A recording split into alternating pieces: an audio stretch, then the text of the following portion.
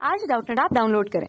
Doubtnut पर अपने सभी गणित, रसायन विज्ञान, भौतिक विज्ञान और जीव विज्ञान के डाउट्स का करो सफाया। बस प्रश्न की फोटो खींचो, एक ही प्रश्न को क्रॉप करो और तुरंत वीडियो सोल्यूशन पाओ। अभी डाउनलोड करें। हेलो दोस्तों, हमारा प्रश्न है अपवर्ती खगोलीय दूरदर्शी का नामांकित किरण आरेख खींचिए तथा इसकी कार्यविधि की व्याख्या कीजिए।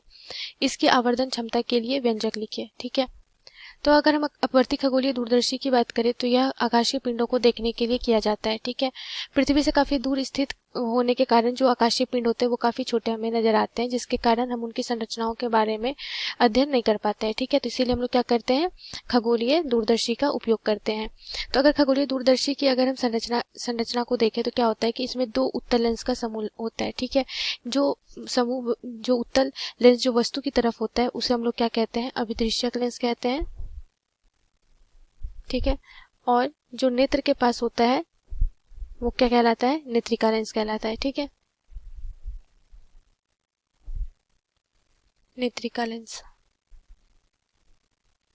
और ये जो दोनों जो उत्तल लेंस होते हैं ये बेलनाकार नली से जुड़े होते हैं। ठीक है, जिसे हम लोग जो क्या होता है कि एक बेलनाकार नली से दोनों लेंस एक जुड़े होते हैं और दोनों क्या होता है, हमारा अभिदृश्यक और नेत्रिका लेंस दोनों उत्तल लेंस होता है। ठीक है, तो अगर हम इसमें देखें कि किस प्रकार से ये प्रतिबिंब की रचना करता है। ठीक है, तो देखिए क्या होता है कि यहाँ पे ए बी जो है यह कोई आकाशीय पिंड है। ठीक है, तो इसके ए और बी जो किनारे हैं, ठीक है, इससे जो समांतर किरणें आती हैं, ठीक है, तो वो क्या होती है कि अभिदृश्यक लेंस से अपवर्तन के फलस्वरूप एक बिंदु पे मिलती है जहां पे वास्तविक और उल्टा प्रतिबिंब का निर्माण होता है, ए डैश बी डैश का। ठीक है, और यहाँ पे देखिए ये जो हमारा अभिदृश्यक का जो द्वारक है वो हम काफी बड़ा लेते हैं नेत्रिका की तुलना में, क्योंकि जो भी किरणें आए वो अधिक से अधिक मात्रा में दूरबीन में, दूरदर्शी में क्या हो, प्रवेश कर सके, जिससे कि अंतिम प्रतिबिंब हमारा क्या बने, स्पष्ट बने। ठीक है, और चमकीला बने।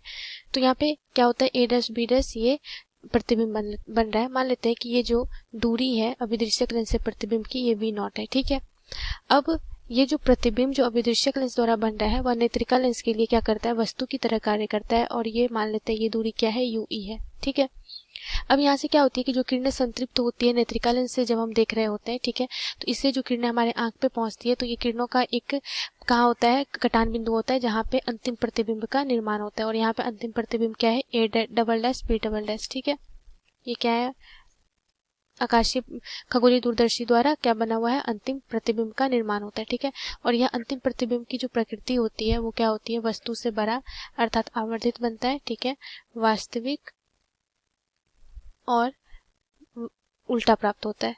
ठीक है, तो यहाँ से ये हम देख रहे होते हैं तो वहाँ हमें क्या दिखता है, ये आवर्धित प्रतिबिंब हमें दिखता है वस्तु का। ठीक है, तो इसीलिए हम लोग क्या करते हैं, इस प्रकार से जो खगोलीय दूरदर्शी होता है, अपवर्ती खगोलीय दूरदर्शी, उसका वो क्या करता है, आकाशीय पिंडों का आवर्धित प्रतिबिंब बना के हमें दिखाता है। ठीक है, अब अगर हम इसकी आवर्धन क्षमता की बात करें, आवर्धन क्षमता का क्या मतलब है कि कोई भी प्रकाशीय यंत्र किसी भी वस्तु के वास्तविक आकार से कितना गुना हमें बड़ा दिखा रहा है, वही क्या होती है, आवर्धन क्षमता। ठीक है, तो दूरदर्शी में अगर हम बात करें तो दो समायोजन के लिए होता है। ठीक है, आवर्धन क्षमता क्या होगा कि जब अंतिम प्रतिबिंब एक हमारा होता है सामान्य समायोजन की अवस्था। ठीक है, सामान्य समायोजन की अवस्था जिसमें हमारा जो नेत्र होता है वो श्रांत अवस्था में होता है। ठीक है, मतलब उसमें कोई भी तनाव नहीं होता है सिलियरी मांसपेशियों में।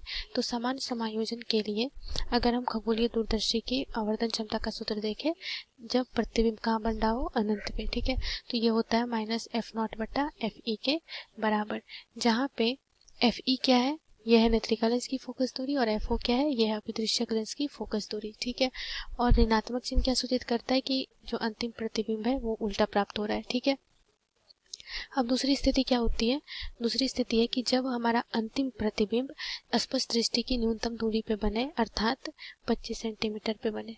ठीक है, प्रतिबिंब कहाँ पे प्राप्त हो, 25 सेंटीमीटर पे। तो इसके लिए जो आवर्धन क्षमता का सूत्र होता है वो होता है m बराबर माइनस f0 बटा f1 प्लस fe बटा डी के बराबर। ठीक है, और यहाँ पे फिर से ऋणात्मक चिन्ह सूचित कर रहा है कि अंतिम प्रतिबिंब क्या प्राप्त हो रहा है, उल्टा, और fe जो है वो नेत्रिका लेंस की फोकस दूरी है, और FO क्या है, अभिदृश्यक लेंस की फोकस दूरी, और D क्या है, यहाँ पे यह है स्पष्ट दृष्टि की न्यूनतम दूरी 25 सेंटीमीटर। ठीक है, तो दोनों स्थितियों में जो हमारा आवर्धन का सूत्र होता है ये इस प्रकार से होता है। धन्यवाद। कक्षा 6 से 12वीं से लेकर नीट, IIT, JEE वो एडवांस के लेवल तक 1 करोड़ से ज्यादा छात्रों का भरोसा। आज ही डाउनलोड करें डाउटनेट ऐप या व्हाट्सएप करें अपने सारे डाउट्स 8400 400 400 पर।